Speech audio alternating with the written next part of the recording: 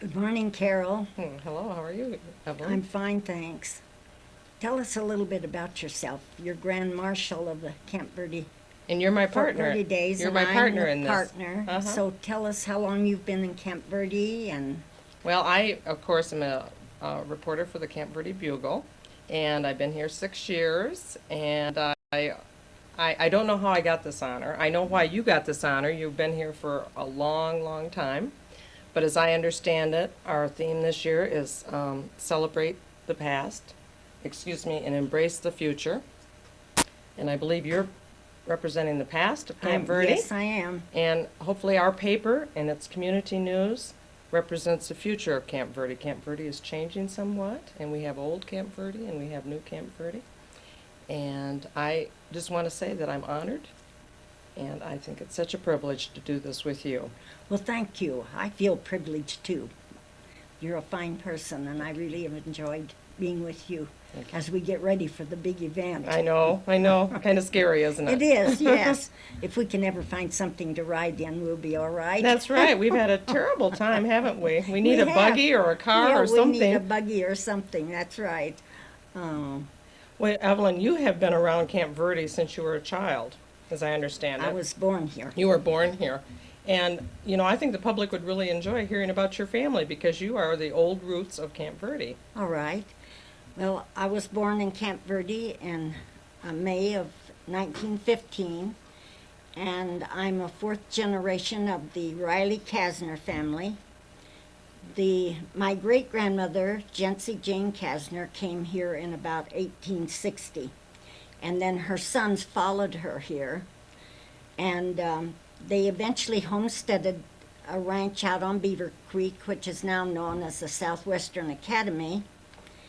And my father came in. He drove an old Page car to deliver the mail from Dewey into Camp Verde, and he met my mother here, and they were married. And he eventually opened a garage and service station, and he was well known all over the Verde Valley.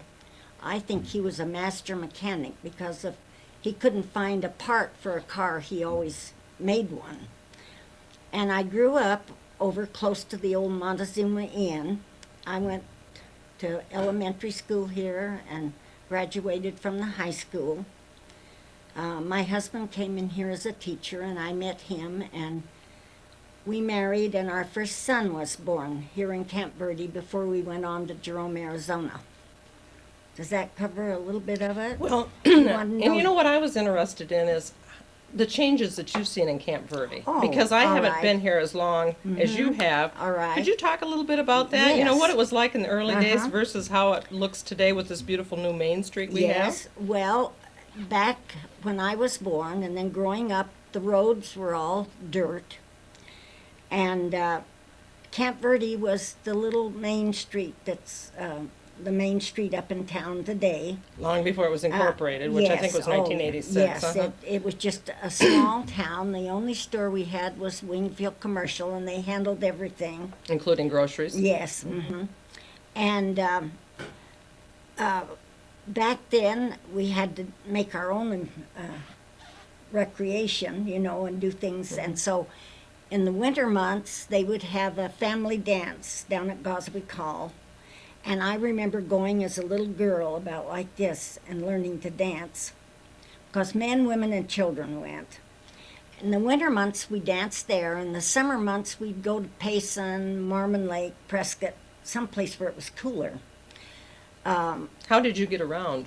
Well, my dad always had a car. Car, okay. Yes, from the time I can remember. Because I've talked to other Camp Verdeans that rode Uh-huh. horses or buggies or Yes. that kind of thing. Okay. I never did ride horses. I had uncles who were cowboys, but back then women didn't ride as much. It was just people that worked. It was cattle. a working It thing was with a horses, working not thing, a yes. pleasure. Uh-huh. And of course, we had the elementary school and the high school. The basketball team, that was the only sport we had, was basketball, and they played on a dirt court. Did the girls play The basketball? girls, My mother yes. played basketball I when she played, was in high school. I played on the team. And then we had a building up the street from my home called the Vine Building. And every Saturday, Mr. and Mrs. Vine would have a movie for the Oh, kids is that at right? Camp Verde.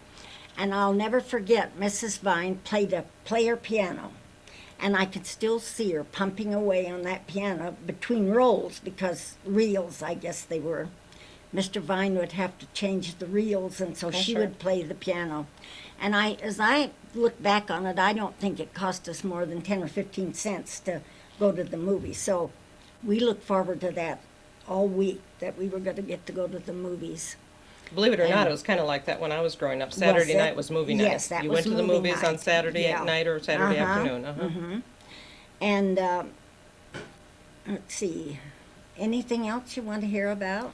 I was curious, there's a lot of names in Camp Verde that are old names of Camp Verde, and I bet you grew up with a lot of those Oh, yes, people. I did. And I just think the audience would be interested to hear some of the names, some of the people Well- that you know that are still here in this community that we bump into every day. Yes, well, one of the families that my daughter married into was the Robert Wingfield family. Okay, Wingfield's an And old name. that was the Wingfield store.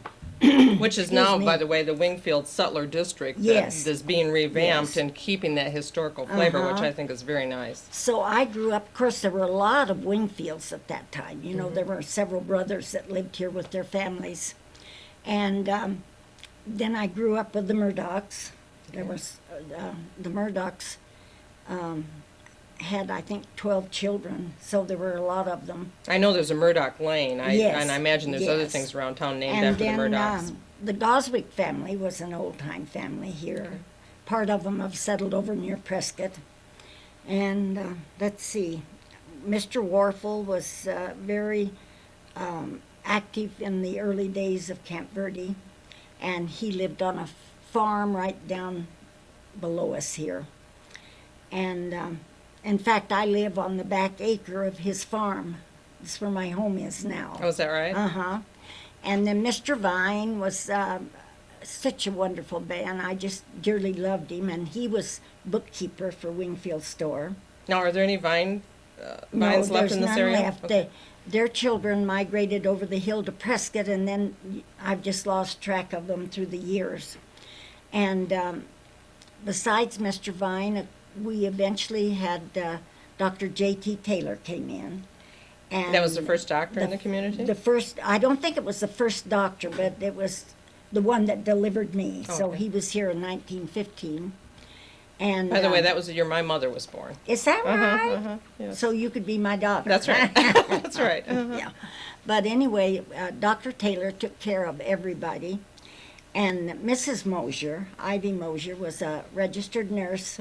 So she would always go with Dr. Taylor when they delivered a baby or anything she could do to help. She was right there to help. Is that like the Mosier Lane that we have down here? Yes, Okay. that's the family there.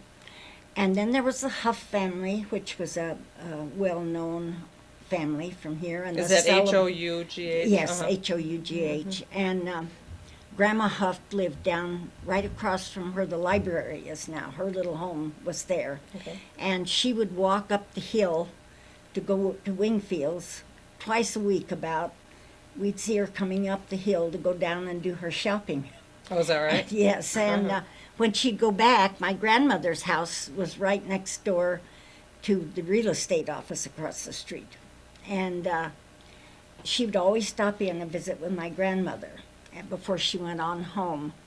And I remember her as being a very dear person. And then Mrs. Mosier's mother was my neighbor for a while. Her name was Mrs. Klaus. And she babysat my first little baby for me. She loved to babysit that baby. So I was lucky to have her as a dear friend.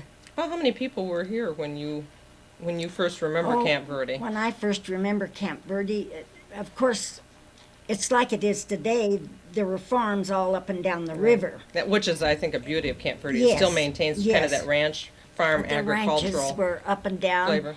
But, you know, I really wouldn't have any idea, but I bet it wasn't probably close to maybe 400 people, maybe is that right? something. Yeah, Okay. it was very small. Well, the latest census, of course, Yes. indicates we have about 10,000 people Yes. here. Now, that's Yes. everybody. That includes children and, It's grown so much through the years. Right.